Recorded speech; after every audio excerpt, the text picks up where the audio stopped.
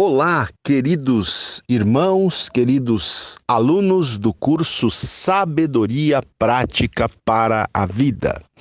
Aqui quem está falando, uma vez mais, é o pastor Ronaldo Guedes Bezerra, da Igreja Evangélica Avivamento Bíblico, no bairro do Tucuruvi, na zona norte da cidade de São Paulo. Muito bem, meus queridos, essa é a nossa aula número 42 e com a permissão de Deus, hoje nós vamos estudar aqui o capítulo 10 do livro de Eclesiastes. Muito bem, então vamos ao texto bíblico. Versículo 1 do capítulo 10 diz o seguinte: Qual a mosca morta faz o unguento do perfumador exalar mau cheiro, assim é para a sabedoria e a honra um pouco de estultícia. Então vamos aqui entender o que Salomão está falando aqui nesse versículo. Ele está falando, meus queridos, que assim como, não é?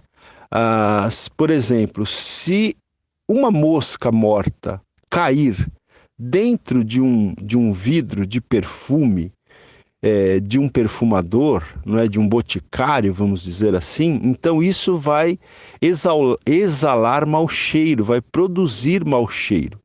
Da mesma maneira, um pouco de tolice, um pouco de estultícia, onde há sabedoria e honra, também vai prejudicar, não é, essa sabedoria e essa honra, não é? Vamos ler aqui na linguagem de hoje para a gente visualizar melhor, não é? Ou entender melhor o que o autor está querendo dizer. Ele diz o seguinte: assim como algumas moscas mortas podem estragar um frasco inteiro de perfume, assim também uma pequena tolice pode fazer a sabedoria perder todo o valor, né? Então, veja aqui, na linguagem de hoje, eu acredito que fica um pouco mais claro. Então, ele está fazendo uma comparação aqui, um contraste, e está dizendo, né, que da mesma forma que algumas moscas mortas podem estragar um frasco inteiro de perfume, também uma pequena tolice, uma pequena insensatez pode também fazer com que a sabedoria perca todo o valor, não é? Eu tenho aqui dois comentários que eu quero ler com vocês sobre esse versículo. O primeiro está aqui na Bíblia Shed, que diz o seguinte: olha que interessante esse comentário. Pequenas causas, grandes efeitos, né? Então, pequenas causas causam grandes efeitos. Então, assim como uma mosca morta, né, ou algumas moscas mortas podem estragar um frasco de perfume, assim também um pouco de tolice, um pouco de estultícia pode macular a sabedoria de alguém. Então, pequenas causas, grandes efeitos. Então, continua aqui dizendo esse comentário: assim devemos resistir ao início do mal, a fim de não darmos escândalo a outros e não cairmos em tentação, não é? Então veja, a pessoa pode ser uma pessoa muito sábia, não é? Mas se ela der em toda a sua sabedoria, ela pode ser muito honrada, mas se em toda a sua sabedoria, em toda a sua honra, ela der espaço para um pouquinho de tolice, um pouquinho de estultícia, e essa pequena quantidade de tolice e de estultícia pode pôr a perder toda a sabedoria e a honra dessa pessoa. Assim como uma mosca morta pode pôr a perder todo um frasco de perfume de um perfumador, né, de um boticário, tá certo? Então é muito interessante esse comentário, pois diz aqui que nós devemos resistir ao início do mal. Não devemos dar lugar a nem um pouquinho de tolice, de estultícia, a fim de não darmos escândalo a outros e não cairmos em tentação. E esse comentário ainda diz, né, que a pureza manchada já não é pureza. Uma vez que alguém é tido como uma pessoa pura. Se a pureza dessa pessoa for manchada, já não será mais pureza, não é? Também existe um outro comentário aqui que sobre esse versículo diz o seguinte: assim como uma mosca é capaz de estragar um unguento, um perfume, um pouco de insensatez arruína toda uma vida de sabedoria. Olha só, né? A pessoa pode construir toda uma vida de sabedoria, mas um pouco de insensatez, uma brecha que se dá ali, um descuido, né? Onde se dá lugar à insensatez e à tolice, isso pode arruinar toda uma vida de sabedoria. Então, esse versículo aqui é uma exortação muito grande, né, para nós que pretendemos ser pessoas sábias, que possamos vigiar, não é? Que possamos ficar somente com a sabedoria e não dar espaço, não dar lugar para nenhum tipo de estultícia, de tolice, de estupidez nas nossas vidas, ok? Muito bem, vamos seguir aqui então no texto bíblico. O verso 2 diz o seguinte: o coração do sábio se inclina para o lado direito, mas o do estulto para o da esquerda. Então, o texto está dizendo que o coração do sábio se inclina para o lado direito, mas o coração do estulto, do tolo, do insensato se inclina para o lado da esquerda. O que significa isso, gente? Na Bíblia de Estudo Shed tem um comentário aqui que diz o seguinte, que a direita aqui significa o que é justo e a esquerda significa o que é injusto, não é? E também um outro comentário diz o seguinte, que nos tempos antigos se pensava que a mão direita era o lugar da honra e da graça, enquanto a mão esquerda era o contrário. Então, diante dessas explicações aqui, o que o texto quer dizer quando diz aqui o coração do sábio se inclina para o lado direito? Quer dizer que o coração do sábio, ele se inclina para o que é justo, ele se inclina, não é, para o lugar de honra, de graça, enquanto o coração do estulto, do tolo, do insensato, se inclina para o lado da esquerda, ou seja, se inclina para questões injustas, né? Para questões desonrosas, que não são permeadas pela graça, tá certo? Então, é isso que quer dizer esse versículo aqui. Eu vou ler esse versículo na linguagem de hoje. A tradução é um pouquinho diferente, já para dar um entendimento para o leitor. Diz o seguinte: para quem é sábio, é muito natural fazer o que é certo, mas para o tolo, o natural é fazer o que é errado, né? Então, para quem é sábio, o que é natural? É natural fazer o correto, mas para o tolo, o natural para o tolo é fazer o que é errado. Versículo 3. O versículo 3 diz o seguinte: quando o tolo vai pelo caminho, falta-lhe o entendimento, e assim a todos mostra que é estulto, não é? Então veja, quando o tolo vai pelo caminho, quando o insensato vai seguindo o seu caminho na estrada da vida, vamos dizer assim, falta ao tolo, falta ao insensato o quê? Falta o entendimento. E a todos mostra que é estulto, né? O tolo, ele termina mostrando a todos, ele termina deixando evidente a todos, ele termina deixando transparecer a todos que ele é tolo, que ele é estulto, né? Que ele é insensato, à medida que ele vai caminhando pela estrada da vida, né? No dia a dia, no decorrer dos seus dias, da sua vida, todo mundo vai percebendo que ele é um tolo, um estulto. Na linguagem de hoje diz assim: todos percebem que ele é tolo, até os que não o conhecem notam a sua falta de juízo, né? Perdão. Então todos percebem que ele é tolo, até os que não o conhecem terminam percebendo a falta de juízo do tolo, do insensato. ok? Vamos lá.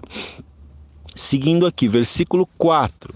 O versículo 4 diz o seguinte: levantando-se contra ti a indignação do governador, não deixes o teu lugar, porque o ânimo sereno acalma grandes ofensores, né? Então, esse texto aqui, gente, ele está imaginando uma situação de que uma pessoa que está em uma posição de autoridade, aqui diz um governador, então imagine que esse governador, que essa pessoa que está em posição de autoridade, fique indignado contra você. Então, o que você deve fazer, diz o texto? Diz o texto que você não deve deixar o seu lugar, não é? Não deixe o seu lugar, não deixe o seu posto. Por quê? Porque o ânimo sereno acalma grandes ofensores. Ou seja, se você for uma pessoa, né, que busca ter sabedoria nessa situação, quando uma pessoa de autoridade fica indignado contra você, você deve agir com sabedoria, você deve ter um ânimo sereno. Por quê? Porque um ânimo sereno acalma grandes ofensores. Então você não deve abandonar o seu lugar, o seu posto, você deve ter um ânimo sereno, porque esse ânimo sereno vai acalmar os ofensores, né? No caso, vai acalmar esse líder, esse governador, essa pessoa que está investida em autoridade, que ficou de alguma forma indignada contra você, não é? É interessante que na Almeida Revista e Corrigida traduz um pouquinho diferente, ó, diz assim: levantando-se contra ti o espírito do governador, não deixes o teu lugar, porque o acordo é um remédio que aquieta grandes pecados, né? Então, o acordo é um remédio. É interessante essa frase aqui, né?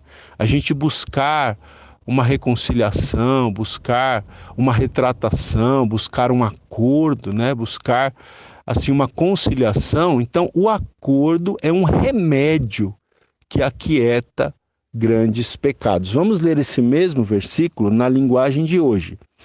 Diz assim: se uma autoridade se zangar com você, não peça demissão. Olha aí, não abandone o seu lugar, não peça demissão. Erros sérios podem ser perdoados se você não perder a calma, né? Então, ainda que você tenha dado motivo para essa autoridade ficar zangada com você, não é?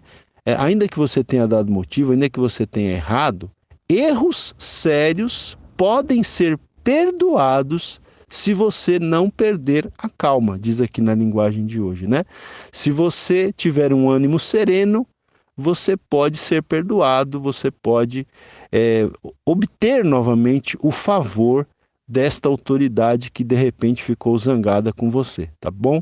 Seja com motivo ou sem motivo, né? Se você tiver sabedoria, se você tiver calma, se você tiver um ânimo sereno, né? Se você buscar um acordo, uma reconciliação, as coisas vão vão voltar à sua normalidade. Tem um comentário aqui na Bíblia de Estudo Aplicação Pessoal que diz o seguinte sobre esse provérbio, ou sobre este versículo. Diz assim: este provérbio pode ser observado no relacionamento entre funcionário e sua chefia, né? Então, ele aplica aqui para uma relação trabalhista. Este provérbio pode ser observado no relacionamento entre funcionário e sua chefia.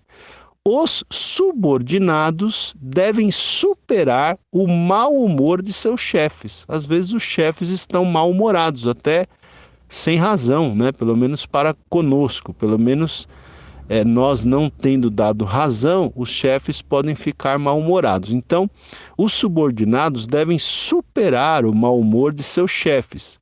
Basta trabalharem com tranquilidade e não se perturbarem, a ira do chefe passará e ele se tranquilizará, né? Então, basta que os subordinados trabalhem com tranquilidade, não fiquem perturbados, e aí, com o tempo, a ira desse chefe, dessa autoridade vai passar e ele vai ficar tranquilo. Então, temos aqui este conselho aqui no versículo 4, aqui do capítulo 10 do livro de Eclesiastes. Vamos adiante, vamos ler aqui. Eu vou ler agora, gente, dos versículos 5 até o 7, porque eles formam aqui um parágrafo, né? Então diz assim, olha: ainda há um mal que vi debaixo do sol, erro que procede do governador. Então, Salomão vai dizer que ele viu um mal, né? Mais um mal debaixo do sol, e esse mal é um erro, esse mal é um erro que procede do governador, que procede da autoridade constituída. Qual que é esse mal, qual que é esse erro?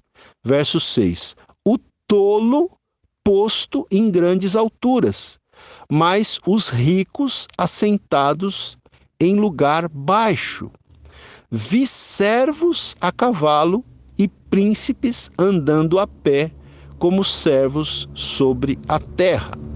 Veja, gente, eu quero aqui ler também esse texto na nova tradução na linguagem de hoje, para lançar luz aqui para o nosso entendimento desses versículos. Então, na linguagem de hoje diz assim, olha: eu tenho visto neste mundo uma injustiça que é cometida pelos que governam. Eles colocam pessoas tolas em altos cargos e deixam de lado pessoas de valor. Tenho visto escravos andando a cavalo e príncipes andando a pé como se fossem escravos, né? Então, o que Salomão está dizendo aqui? Que ele entende uma injustiça e um erro que é cometido pelos governantes, o fato desses governantes colocarem pessoas tolas em cargos importantes e deixarem de lado pessoas valorosas, pessoas preparadas, pessoas de valor, né? E a gente vê isso acontecer até hoje, né, gente? Às vezes aí nos governos, inclusive aqui no nosso país, até mesmo em outros países, pessoas que têm autoridade colocando em altos cargos pessoas tolas, pessoas insensatas, pessoas que não têm condições de exercer aquele cargo, enquanto outras pessoas preparadas, pessoas que têm preparo e condições de exercer aquela função, são colocadas de lado, são escanteadas, né? Então, é isso que Salomão está denunciando aqui. Olha, eu tenho um comentário aqui que diz o seguinte: as autoridades devem ser constituídas das pessoas da mais alta dignidade, treinadas para reger desde a infância, e não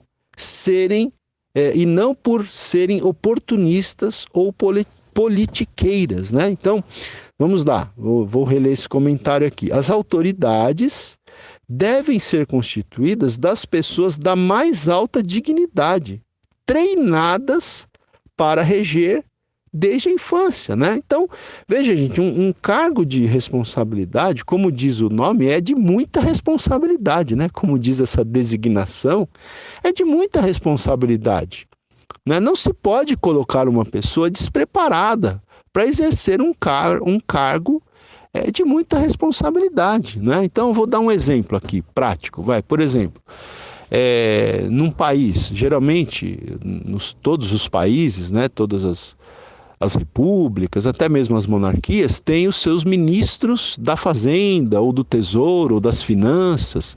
Como que você vai colocar num cargo desse uma pessoa que não estudou, por exemplo, que não se preparou, que não sabe nem fazer uma conta de mais, de adição, de subtração, de multiplicação, de divisão? Como é que você vai colocar uma pessoa dessa despreparada para ocupar um cargo desse? Um cargo desse é de uma importância muito grande. Quem é que tem que ser colocado num cargo desse? Uma pessoa que se preparou para isso, que estudou para isso, né? Então é isso que o texto está dizendo aqui. As autoridades, elas devem ser constituídas das pessoas da mais alta dignidade, diz aqui esse comentário, né, que eu estou lendo, treinadas para reger desde a infância. E esses cargos não podem ser ocupados por pessoas só pelo fato de tais pessoas serem oportunistas ou politiqueiras, né? Infelizmente, hoje em dia, muitas vezes os cargos são dados por questões políticas e não por questões técnicas, né? Então eu dou um cargo para alguém porque ele é meu amigo, não porque ele tem capacidade para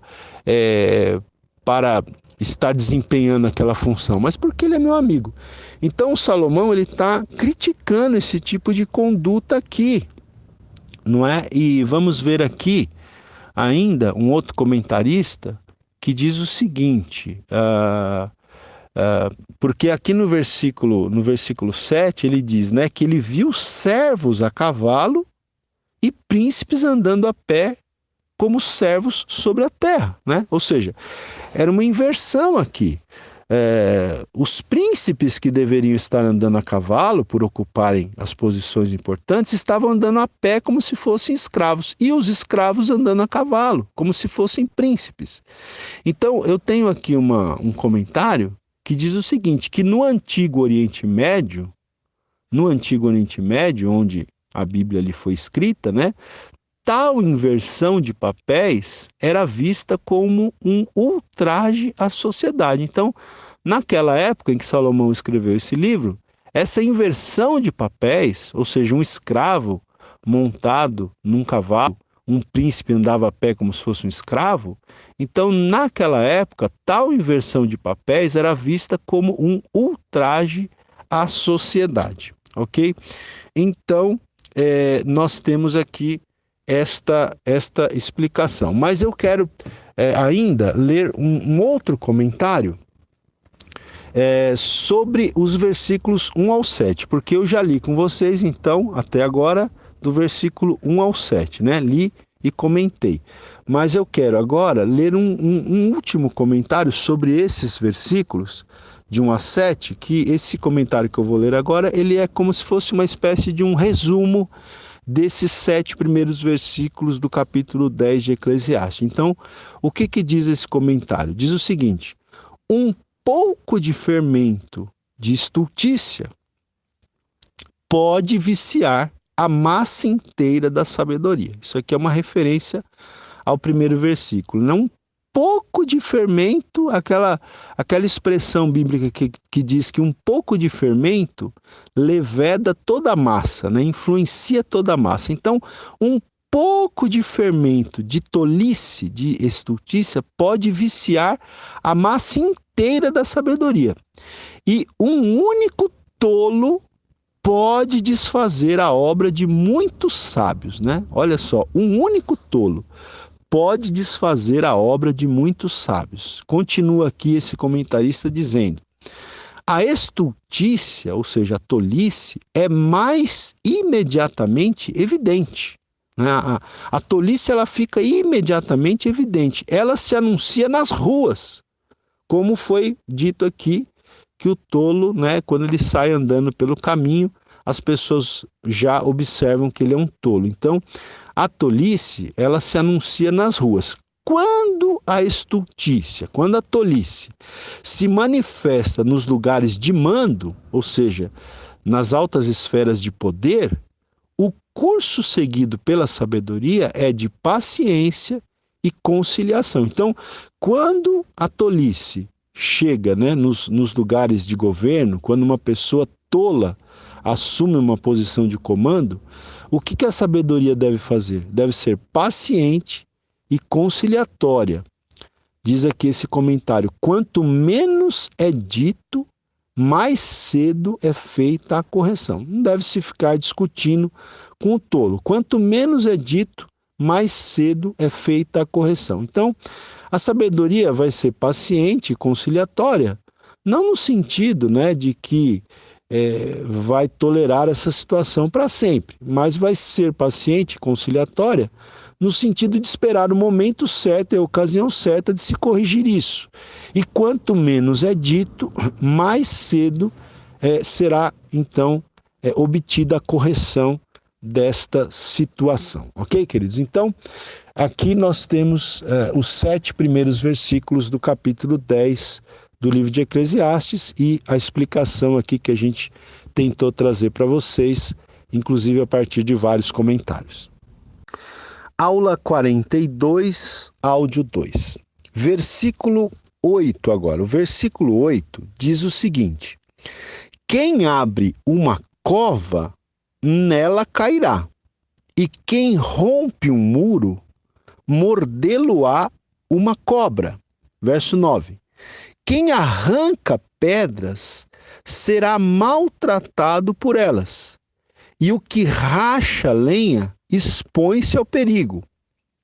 Se o ferro está embotado e não se lhe afia o corte, é preciso redobrar a força, mas a sabedoria resolve com bom êxito.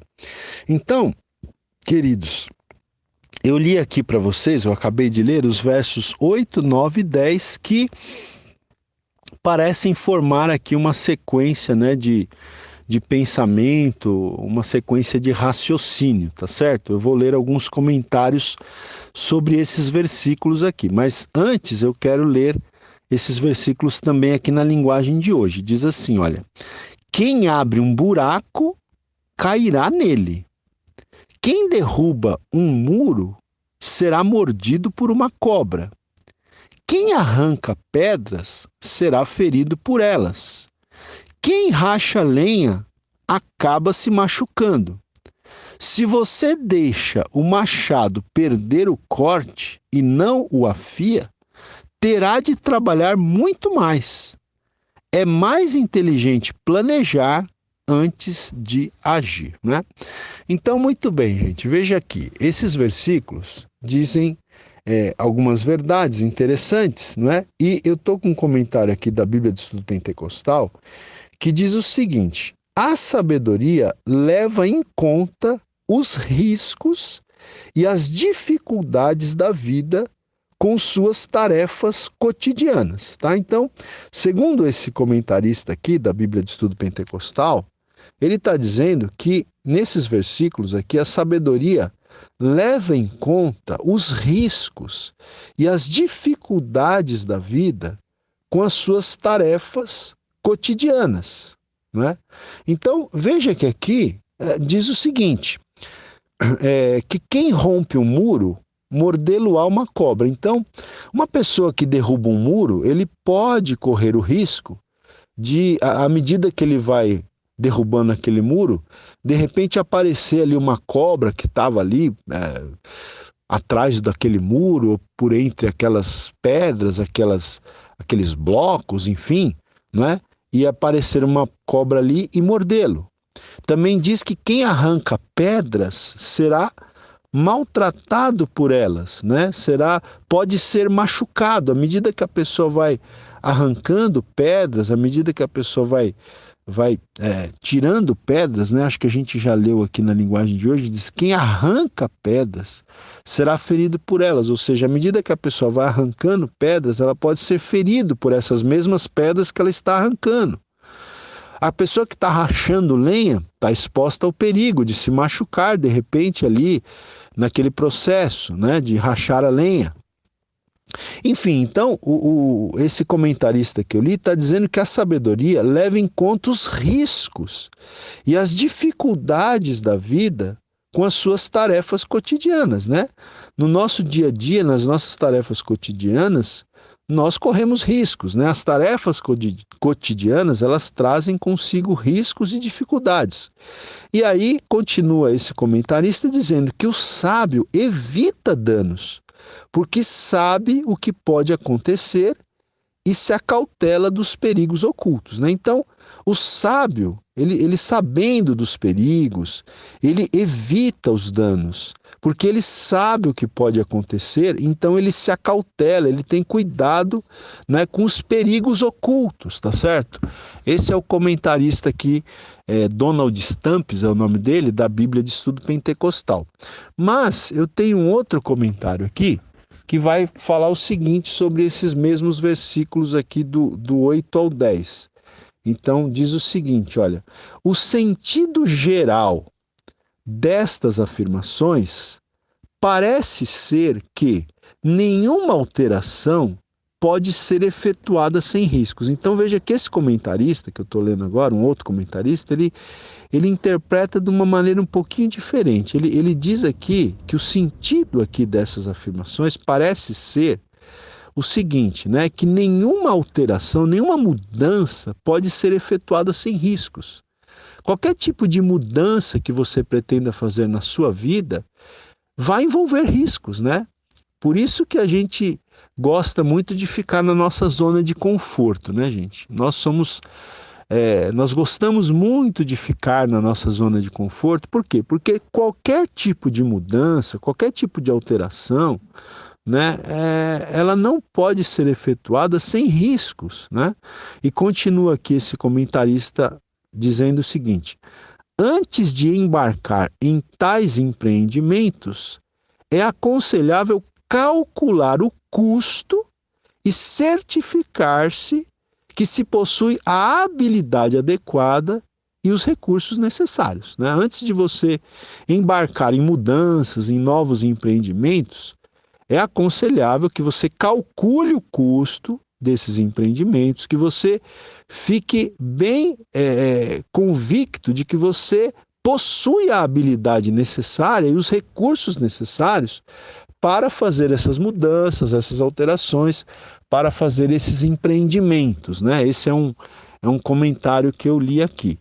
Então, veja, é interessante porque aqui, por exemplo, no verso 8 diz: quem abre uma cova cairá nela, né? Então, fique atento. Você vai abrir uma cova, você corre o risco de cair nessa cova que você está abrindo. Você vai romper um muro, você corre o risco de ser mordido por uma cobra que está ali às ocultas, né? Você está arrancando pedras, você pode correr o risco de se machucar.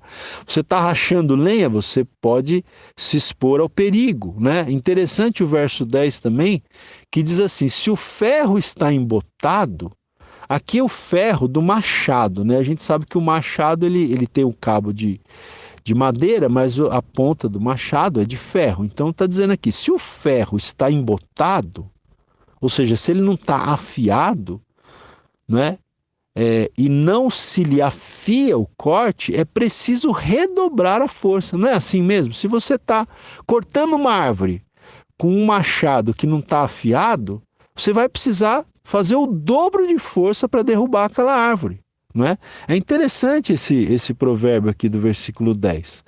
Na linguagem de hoje diz: se você deixa o machado perder o corte e não o afia, terá de trabalhar muito mais.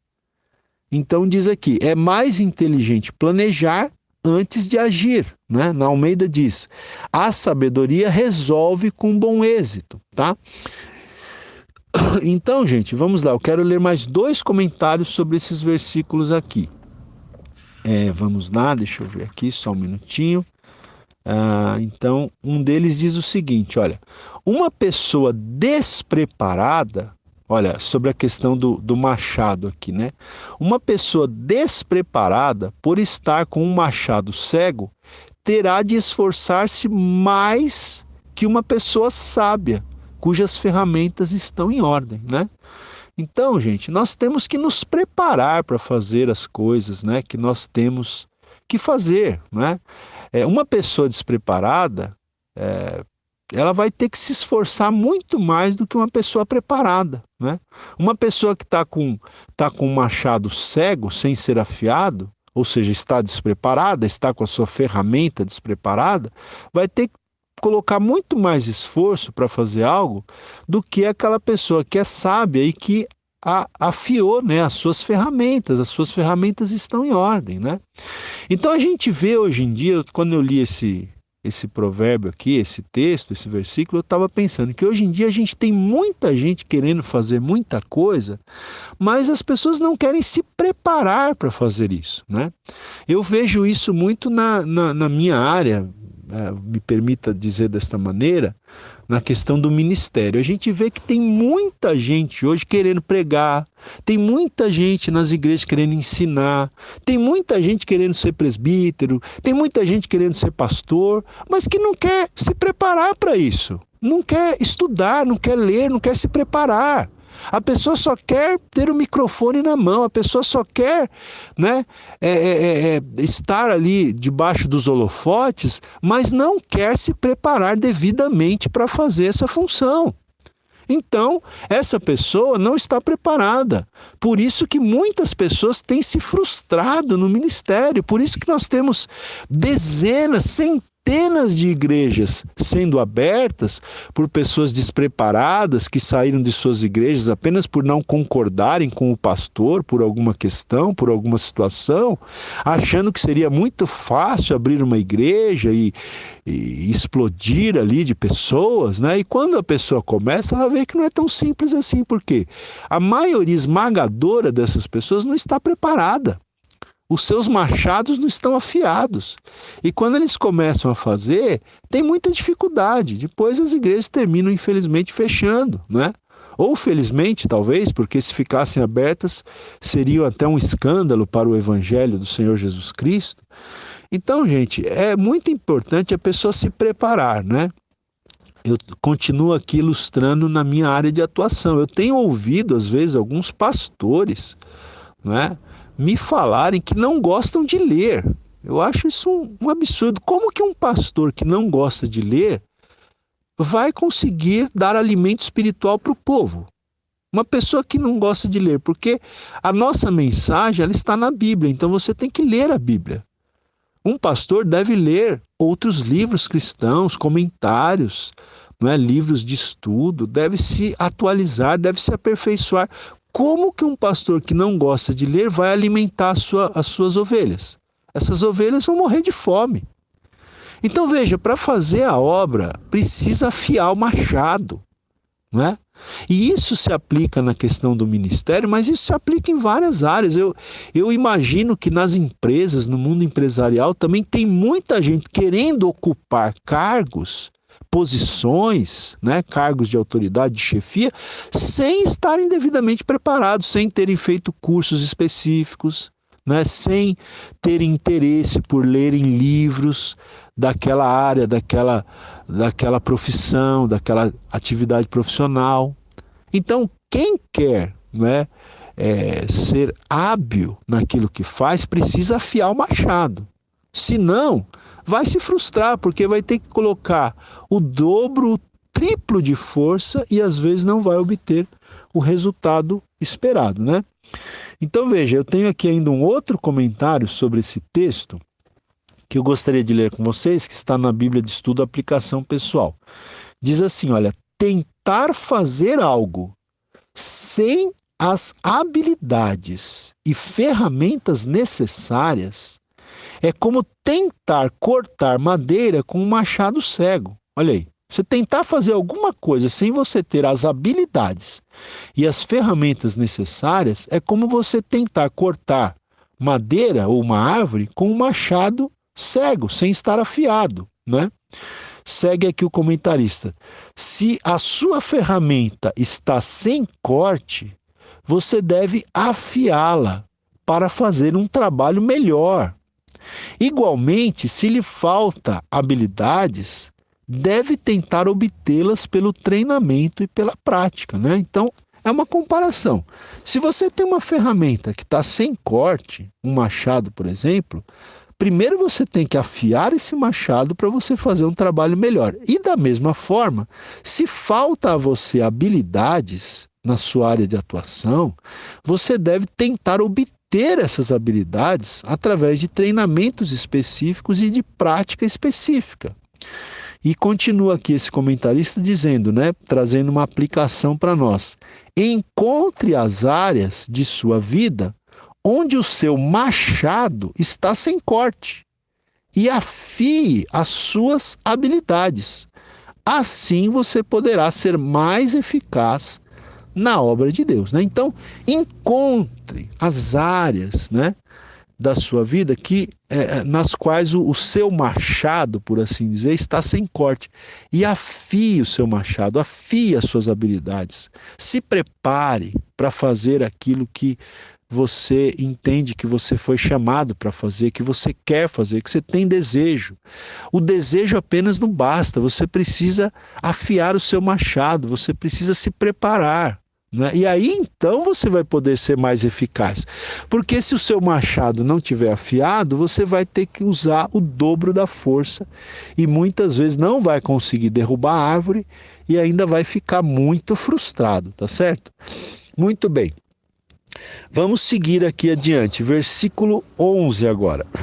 O versículo 11 também ele é bem interessante. Ele diz o seguinte, olha: se a cobra morder antes de estar encantada, não há vantagem no encantador, né? Se a cobra morder antes de ser encantada, antes de estar encantada, não há vantagem no encantador de cobras.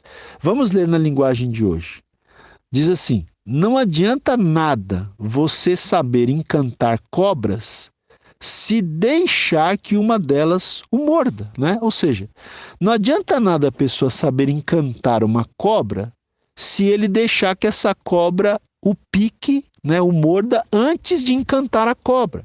Então, o que significa esse provérbio aqui, né? Obviamente tem um significado aqui. Qual que é o significado?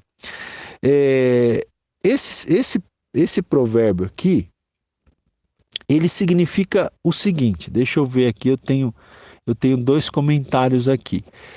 Quer dizer o seguinte, que uma habilidade usada sem sabedoria é um desperdício, né? Então, por exemplo, a pessoa tem a habilidade de encantar cobras, mas se ele usar essa habilidade sem sabedoria, vai ser um desperdício, porque o que adianta ele saber encantar uma cobra se ele deixa a cobra picar ele antes de ele encantar a cobra?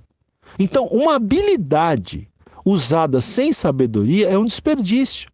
Então veja que interessante, se no versículo 10 diz que nós precisamos afiar o nosso machado, a gente precisa buscar habilidade para fazer o nosso trabalho, aqui está dizendo que também não adianta você ter habilidade e você não ter sabedoria, porque uma habilidade usada sem sabedoria é um desperdício, né?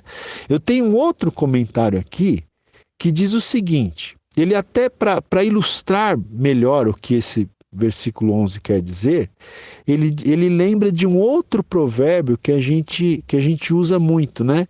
Que é aquele provérbio que diz assim: casa roubada, trancas à porta, né? Ou seja, muitas vezes a gente só vai providenciar uma tranca melhor, um cadeado melhor, depois que a casa foi roubada. Mas aí já não adianta mais, né? É como aqui. O que adianta a pessoa saber encantar uma cobra se ele já foi picado pela cobra, né? E no nosso provérbio que a gente usa popularmente, a gente diz que a gente só coloca a tranca depois que a casa é roubada. Então, o que significa esse provérbio? Nós temos que aprender a agir em tempo oportuno, sem vacilar, senão depois será tarde, né? Então, esse provérbio ele quer nos ensinar isso. Nós temos que aprender a agir no tempo certo. Não adianta o cara saber encantar a cobra se ele se deixou ser picado pela cobra antes de encantá-la. Ele não agiu no tempo certo. Primeiro teria que ter encantado a cobra, porque aí a cobra não teria picado ele. Então, o que esse provérbio quer dizer? Que nós temos que agir no tempo certo, no tempo oportuno, sem vacilar. Às vezes a gente tem que agir em determinadas questões da nossa vida, meus queridos, e nós ficamos vacilando, nós ficamos protelando, postergando, né? Nós ficamos aí deixando sempre para depois, procrastinando, né? Então nós temos que aprender a agir em tempo oportuno, no tempo certo, sem vacilar, senão depois será tarde. Então veja, auxílio, consolo e conselho devem vir na hora, né? Na hora certa. Então, mesmo quando nós precisamos auxiliar alguém, quando nós precisamos consolar, quando nós precisamos aconselhar, isso nós temos que fazer na hora certa, no momento certo, porque se passar ali o tempo, já não terá mais valor, já não terá mais sentido, né? Então, este é provavelmente, não é, o significado deste provérbio aqui que nós temos no versículo 11 do capítulo 10 de Eclesiastes. Aula 42, áudio 3. Versículo 12 agora. O versículo 12 diz o seguinte: nas palavras do sábio há favor, mas ao tolo os seus lábios devoram.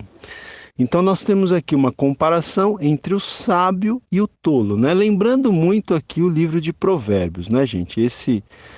Alguns versículos desse capítulo 10 de Eclesiastes lembram muito o livro de Provérbios. Então aqui, nessa comparação, está se dizendo que nas palavras do sábio você encontra o quê? Você encontra favor, né? Existe favor, mas seus lábios devoram. Os lábios do tolo, eles devoram, né? Penso que podemos dizer que devoram tanto ao próprio tolo quanto a outras pessoas. Vamos ler esse mesmo versículo na linguagem de hoje. Diz assim, olha: quem é sábio recebe elogios pelas coisas que diz, né? Quem é sábio recebe elogios pelas coisas que diz, mas o tolo é destruído pelas suas próprias palavras, né?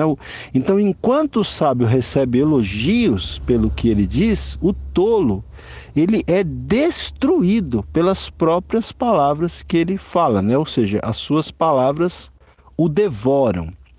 O versículo 13 diz assim: as primeiras palavras da boca do tolo são estultícia e as últimas loucura perversa. Ou seja, tudo que o tolo fala, né, do começo ao fim, é insensatez, é loucura. Aqui diz que as primeiras palavras que saem da boca do tolo são o quê? São estultícias, são insensatez, são tolice. E as últimas palavras são loucura perversa, né? Ou seja, das primeiras até as últimas palavras que o tolo fala, você não aproveita nada, né? Na linguagem de hoje diz assim: ele começa dizendo tolices e acaba falando coisas absurdas e más, tá vendo? Como começa? Dizendo tolices. E como acaba? Falando coisas absurdas e más, não é?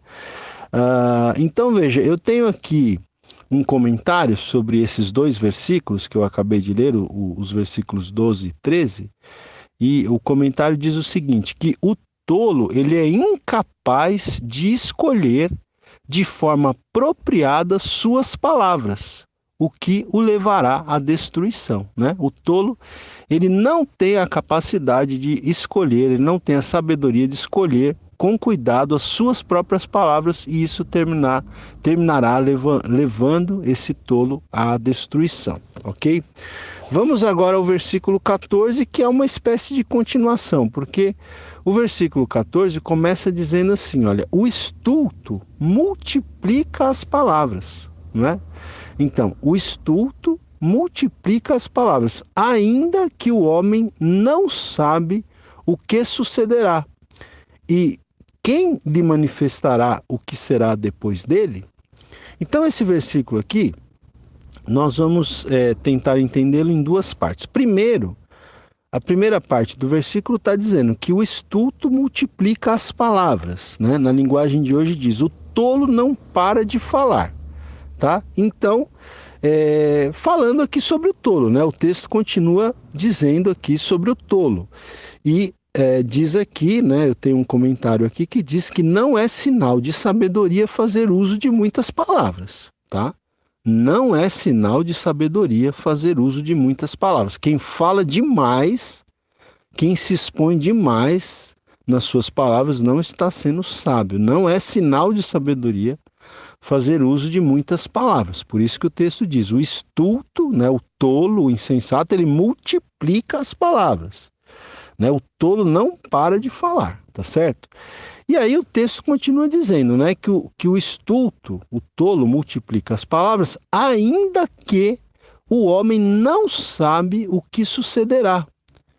E quem lhe manifestará o que será depois desse versículo?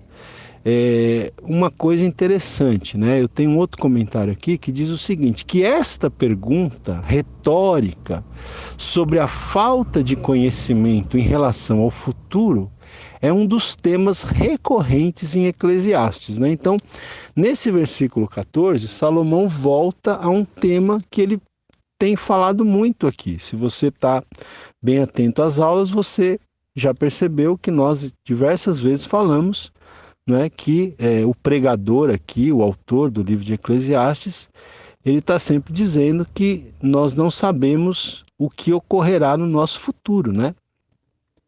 Então esse versículo 14 traz novamente esse tema, porque diz aqui que o tolo multiplica as palavras, ainda que o homem não sabe o que sucederá. E quem lhe manifestará o que será depois dele? Né? Termina com essa pergunta: quem lhe manifestará o que será depois dele?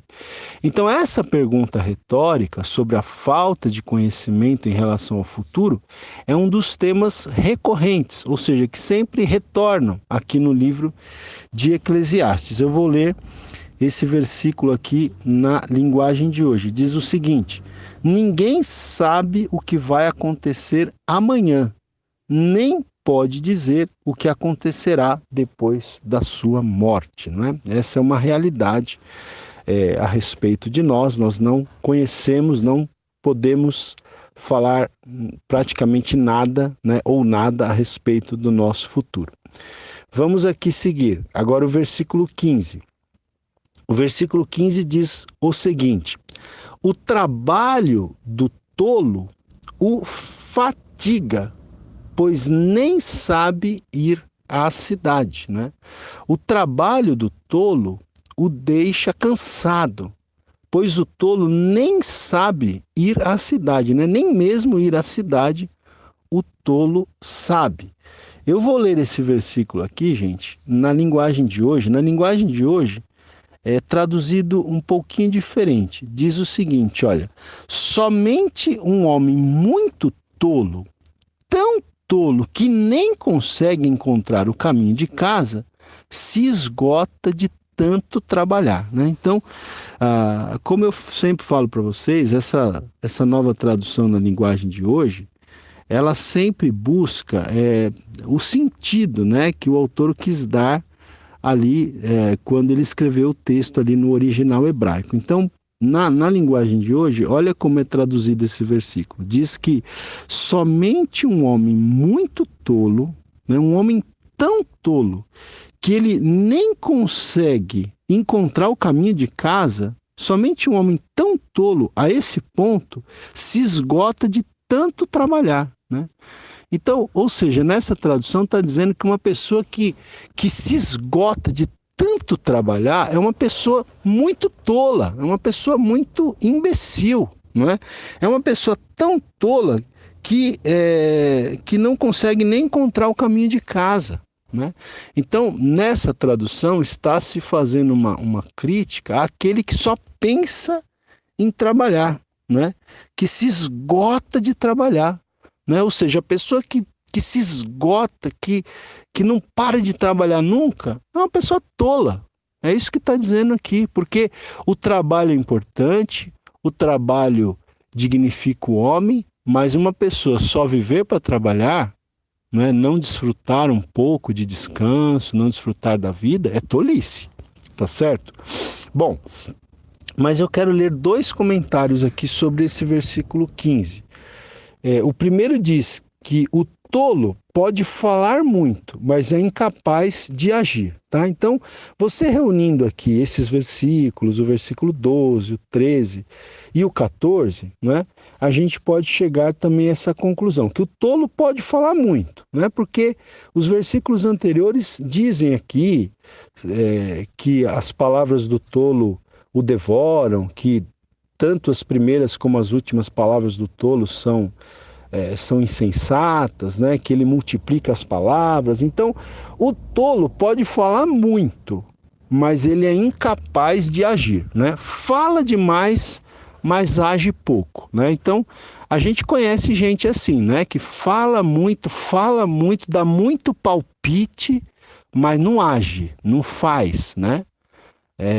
Isso acontece muito no contexto de igrejas, né? Tem muitas pessoas dispostas a dar muita opinião, né? Dar muita opinião sobre como deveria ser feito, mas na hora do vamos ver, você não observa essas pessoas ali pegando no pesado para fazer, tá certo? Então, o tolo ele é assim, ele pode falar muito, mas ele é incapaz de agir, ele é incapaz de mover uma palha, tá certo? Bom, e eu tenho ainda sobre esse versículo um outro comentário que diz o seguinte, olha, porque veja que no versículo 15, aqui na Almeida, diz assim, o trabalho do tolo o fatiga, né, o cansa, pois nem sabe ir à cidade. Então, a partir dessa tradução aqui de Almeida, eu vou ler um comentário que faz uma ligação desse versículo 15 com o versículo anterior, com o versículo 14. Então, esse comentário diz o seguinte, a expressão ir à cidade, né, essa expressão ir à cidade, traduz a ideia de algo complexo, profundo demais para ser compreendido por um tolo, né? Então, ir à cidade traduz a ideia de alguma coisa complexa, complicada, profunda demais para ser compreendida por um tolo. E aí continua, se os tolos são tão inseguros quanto as questões comuns, como se pode confiar neles quando expressam sua opinião sobre a vida após a morte, né? Se os tolos eles são incapazes de ir à cidade, vamos dizer assim, usando essa ilustração, né? Como se pode confiar nos tolos quando eles expressam a sua opinião sobre outros assuntos, como, por exemplo, a vida após a morte? Se você fizer um link com o versículo 14, que diz que o homem não sabe o que sucederá, né, no futuro, e termina com aquela pergunta, e quem lhe manifestará o que será depois dele? Então, fazendo esse link aqui, nós podemos chegar a esse comentário aqui que eu acabei de ler para vocês a respeito do versículo 15. Mas vamos seguir, gente. Vamos agora para os versículos 16 e 17. Olha que interessante esses versículos 16 e 17. Eles dizem o seguinte, ai de ti, ó terra, cujo rei é criança e cujos príncipes se banqueteiam já de manhã. Ditosa tu, ó terra, cujo rei é filho de nobres e cujos príncipes se sentam à mesa a seu tempo para refazerem as forças e não para bebedice, né? Então, é um contraste aqui. Primeiro ele está falando sobre uma terra, um país, vamos dizer assim, onde o rei é uma criança, ou seja, talvez seja muito jovem, não tem experiência de vida, né? E cujos príncipes, além do rei ser uma criança, os príncipes, eles já estão se banqueteando, eles já estão bebendo, eles já estão na farra desde amanhã, né? Desde cedo. Então, Salomão está dizendo, ai de ti, ó terra, né? Ó país, cujo rei é criança e cujos príncipes se banqueteiam já de manhã. E aí ele faz um contraste, ditosa, né? Ou seja, bem-aventurada, não é? Tu, ó terra, cujo rei é filho de nobres, ou seja, cujo rei não é uma criança, não é uma pessoa despreparada para governar, mas é filho de nobres, foi preparado para exercer a função que está exercendo, e cujos príncipes se sentam à mesa a seu tempo para refazerem as forças, e não para a bebedice, né? Então, bem-aventurada, ditosa é a terra, cujo rei é filho de nobres, ou seja, está preparado para fazer a função que exerce, e cujos príncipes, os ministros, eles se sentam à mesa sim, mas para refazerem as suas forças no tempo certo, né? Para o café da manhã, para o almoço, para a janta, e não para ficarem bebendo o dia todo, desde amanhã, como o versículo anterior fala de um país, né, aí, desventurado, por ter esse tipo de príncipes, esse tipo de ministros. Eu quero ler aqui esse mesmo versículo na linguagem de hoje, né? Para a gente, então, lançar mais luz aqui.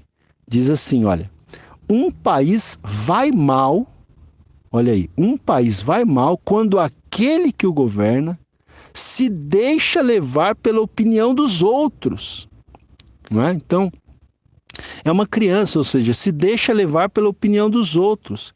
E quando as autoridades começam a se divertir logo de manhã. Mas um país vai bem quando quem o governa toma as suas próprias decisões. E as autoridades sabem se controlar, comem na hora certa e não bebem demais, né? Então, é um contraste aqui entre duas situações, né? Um país onde tem um rei despreparado, onde tem ministros que só querem se divertir desde amanhã, né? Desde cedo, e um país que tem um rei que governa com sabedoria, né? Com independência, e cujos seus ministros, eles são pessoas que sabem se controlar, têm domínio próprio, comem na hora certa e não vivem embriagados, não bebem demais, tá certo? Vamos aqui ler 2 comentários sobre esses versículos. O primeiro comentário diz o seguinte: coitados são aqueles cujos líderes são tão moços ou inexperientes que perdem o controle sobre suas responsabilidades ou passam as noites se banqueteando até o sol raiar. A nobreza digna se expressa por meio de um senso de responsabilidade e deferência na ordem social, né? Então tá aí o contraste, né? A nobreza que é digna, ela tem um senso de responsabilidade, um senso de ordem social. E Salomão fecha o argumento apoiando a moderação e a ordem, né? Então ele fecha esse argumento aqui apoiando a moderação e a ordem quando ele fala desses ministros que eles sabem se controlar, que eles são moderados, que eles sabem a hora de se alimentar, né? Eles sabem ter domínio próprio, tá certo? E eu quero ler um outro comentário ainda sobre esses dois versículos, um comentário que diz o seguinte: nestes versículos são identificados com precisão os principais problemas desses líderes, né? Desses maus líderes, melhor dizendo, o egoísmo e a preguiça, tá certo? Então, nesses versículos são identificados com precisão os principais problemas desses líderes que não estão exercendo a sua liderança com correção. Quais são os 2 problemas? O egoísmo e a preguiça. E esse comentário fala sobre a preguiça, por quê? Porque o versículo seguinte vai falar sobre a preguiça. Então vamos adiante, versículo 18. Diz assim: pela muita preguiça desaba o teto, e pela frouxidão das mãos goteja a casa, né? Então, olha aí, lembra que em Provérbios falava-se muito sobre a preguiça. E aqui Salomão repete essa questão, né, esse tema, quando ele diz que pela muita preguiça, o que acontece quando há preguiça demais? O teto desaba. E pela frouxidão das mãos, né, quer dizer, mãos preguiçosas, mãos que não trabalham, então há goteiras dentro da casa, né? Vamos ler na linguagem de hoje, olha. Se por preguiça você deixar de consertar o telhado da sua casa, ele acabará ficando cheio de goteiras e a casa cairá, né? Se por preguiça você deixar de consertar o telhado da sua casa, esse telhado acabará ficando cheio de goteiras e a casa cairá. Então, a preguiça pode fazer a casa cair, né? A gente tem até uma expressão popular aqui no Brasil que a gente fala: a casa caiu, né? Então, a gente tem que ficar atento porque a preguiça pode levar a casa a cair, né? Eu quero ler aqui ainda um comentário sobre esse versículo 18, que diz o seguinte: toda forma de preguiça arruína lares e vidas, né, gente? Olha aí, toda forma de preguiça termina trazendo ruína, né? Termina trazendo destruição para lares e para vidas também. Então, se tem uma coisa que a gente precisa afastar da nossa vida, meus queridos, é a preguiça. Então você veja como a Bíblia é interessante, né? A gente tem que ter o equilíbrio em tudo. Por um lado, diz aqui que uma pessoa que vive só para trabalhar, ela é tola, né? Mas uma pessoa preguiçosa também é o outro extremo, tá errado. Então, nós precisamos trabalhar, nós precisamos fazer o que precisa ser feito no tempo certo, na hora certa, não é? Mas com equilíbrio, sem também viver apenas para o trabalho, não é? E negligenciar outras coisas, como o descanso, como a família, não é? Como desfrutar, né, das coisas boas que Deus tem nos permitido desfrutar. Então a gente tem que ter o equilíbrio em tudo. Vamos aqui, gente, já estou terminando. Versículo 19 diz assim: o festim faz-se para rir, o vinho alegra a vida e o dinheiro atende a tudo. Vou ler na linguagem de hoje. Diz assim: as festas ajudam a se divertir e o vinho ajuda a gente a se alegrar, mas sem dinheiro não se pode ter nenhuma coisa nem outra, né?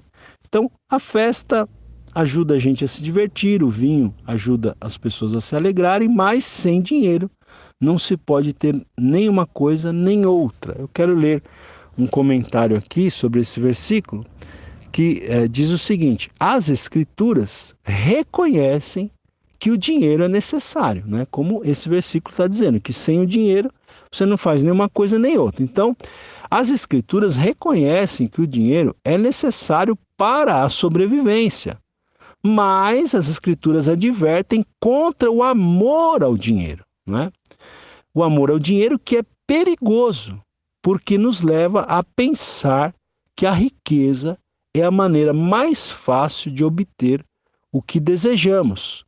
O amor ao dinheiro é pecaminoso, porque nos leva a confiar nos bens materiais, em vez de confiarmos em Deus para resolver os nossos problemas. Então, esse versículo fala, né, que sem dinheiro você não pode ter nenhuma coisa nem outra.